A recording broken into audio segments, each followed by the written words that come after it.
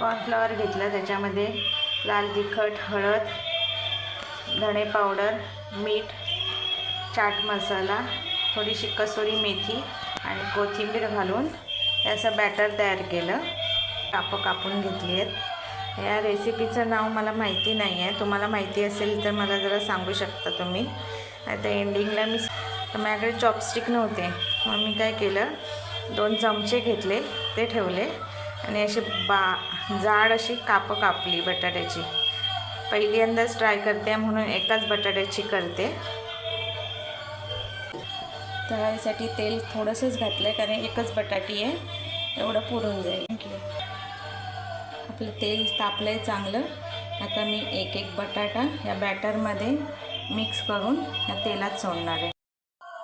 हे बघा, एक बटाटा असा ह्या बॅटरमध्ये चांगला घोळवून या तेलात सोडते.